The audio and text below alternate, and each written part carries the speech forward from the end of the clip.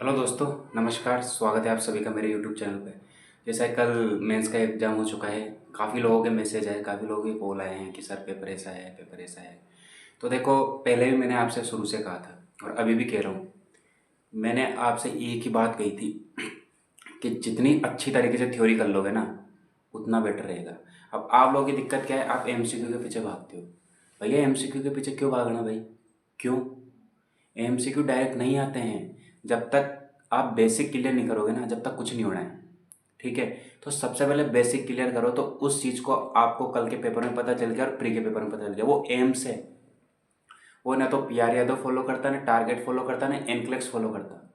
वो सीडीसी की गाइडलाइन और बड़े बड़े अपडेट फॉलो करता है। पर वो चीज़ अगर टारगेट और पीआर यादव में आ जाती है, तो आप लोग क्या सोचते हैं कि पेपर यहाँ से आए। वो चीज़ें नहीं करनी है आप लोगों को। ठीक है? अगर वो चीज़ें करोगे ना आप, तो फिर वो दिक्कत देती है आप लोगों को ना। अब फिर क्या दिक्कत देगी, तो फिर अपन को सिलेक्शन दिक्कत आएगी। कल के पेपर का एनालिसिस ये है कि 100 से 110 एमसीक्यू ऐसे थे जो आप सभी को आते थे, लेकिन वो 40-50 क्वेश्चन है ना, वो आपको सबको उठा ले गए। ठीक है? अब वो क्वेश्चन कहाँ से आए? वो क्वेश्चन आया था नीट पीजी के डाटा से। नई नई जो चीज़ें आती, क्रस्टन साइन था, पुल्स डिजीज थी, कई चीज़ें ऐसी थी। क्योंकि एम सब क्या है ना, लेवल का हो चुका है, पहले जैसे ज़माने गए अब। कल हमारे मंत्री जी आए थे, मैंने सुना है ऐसा कि नोट सेट 9 और 10 जो होगा वो कॉन्ट्रैक्ट बेस पे होगा। तो अभी जितना टाइम है ना, उसको अच्छे तरीके से कर लो, है ना। तो उसका यूटिलाइजेशन कर लोगे ना। कल के पेपर का एनालिसिस ये कि साइकेट्रिक ने एक पूरा सेक्शन ही ले लिया। मेरे को तो ऐसा लगता है कि साइकेट्रिक होती तो पूरे क्वेश्चन ही सही थे, क्योंकि psychiatry is my favourite subject. Psychiatry है, ओबीजी है। अपन लोग क्या एमएसएन के पीछे भागे। एमएसएन आई पर कम आई। मैंने क्या आपको शुरू से बोलता है, साइकेट्रिक, ओबीजी, पीडिया, फंडामेंटल, ये 3-4 सब्जेक्ट ऐसी है जिनको आपको कंटेस्ट करना पड़ेगा, है ना। तो अगर ये चीज़ें कंटेस्ट नहीं होगी ना, तो कुछ नहीं है। एमएसएन को आप एक टाइम पे बैकबोन पे रखा करो कि यार थोड़ा सा पीछे रख देते हैं इसको, है ना। और सारे सब्जेक्ट इस तरीके से सीएचएन के नए नए क्वेश्चन आते हैं, तो हर चीज़ों को समझ के चलना पड़ेगा। तो उस हिसाब से आपका सिलेक्शन होगा, नहीं तो फिर बैठे रह जाओगे आप। मैंने पहले बोला था आपके कि भैया 140 और 150 से जो नीचे करके आए ना, वो हवा भी नहीं लगेगी उसको, है ना। हमेशा बढ़ा के करके आओ, क्योंकि पेपर ही ऐसा आ रहा है। तो पेपर क्वेश्चन आ ही नहीं रहे, तो फिर क्या करे? फिर सामने वाला इंसान क्या कर सकता है? फिर कुछ कर नहीं सकता ना वो। फिर वो तो लेनी पड़ेगी उसको रिस्क, है ना। तो रिस्क लेंगे। रिस्क लेने से इंसान आगे बढ़ता है, बिना रिस्क लिए इंसान आगे नहीं बढ़ता है। समझो उस चीज़ को। तो आप उस चीज़ को समझना चाहिए। अच्छे तरीके से पेपर करना था। होप सो गलतियाँ हो गई, कोई दिक्कत नहीं है। नोट सेट 8 आ रहा है, अभी भी टाइम है। आरआर भी आ रही है, बहुत अच्छी अच्छी अपॉर्चुनिटी आ रही है। देखो, अपने लिए पढ़ो, अपनी मेहनत के लिए पढ़ो। मैं आपसे शुरू से कहता आया हूँ, कई कई क्वेश्चन ऐसे थे जिसके अंदर पहला सही है कि दूसरा सही। मैंने आपसे शुरू से बोला है कि जब तक कोई कंटेंट अपने दिमाग से 4 बार होकर अपने माइंड से नहीं लिख लेगा ना, तब तक अपने दिमाग में बैठेगा ही नहीं। फिर अपन ये सोचेंगे ए सही है कि बी सही है कि डी सही है कि ई सही है। तो उन चीज़ों को आपको छोड़ना पड़ेगा। वह चीज़ें आपकी बेसिक नीड है ना। तो उन चीज़ों को अच्छे तरीके से पकड़ के, अच्छे तरीके से जो जो गलती है ना, उनको छोड़ के और फिर आगे बढ़ना पड़ेगा ना।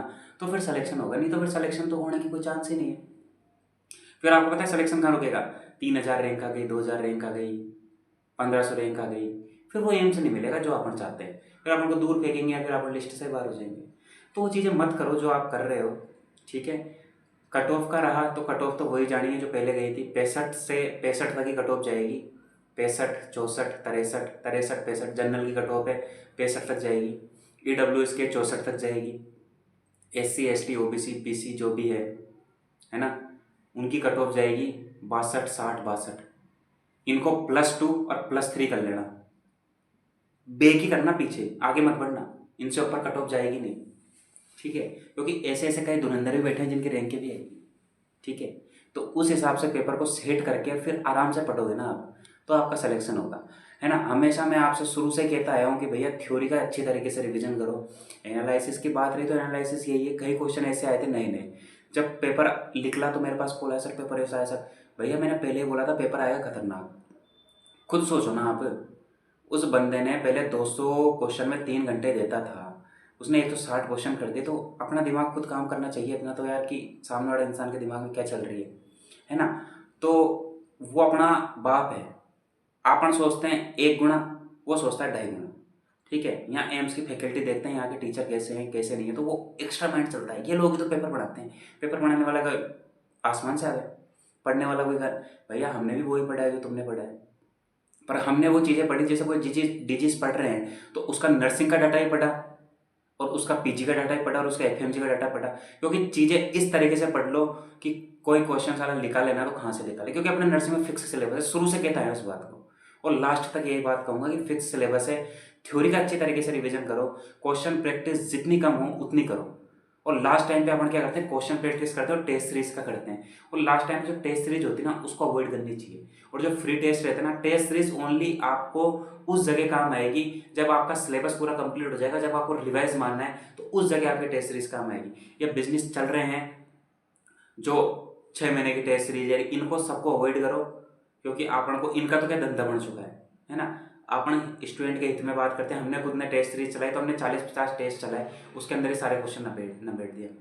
क्योंकि यार बच्चों को वही दो ना जो आपके, अब तुम लिपिन कोड से, पीआर यादव से, टारगेट हाई से कॉपी कर करके क्वेश्चन डाल रहे हो, तो फिर क्या मतलब है आपका टीचिंग करने का, क्या मतलब है आपके बच्चों को ज्ञान देने का।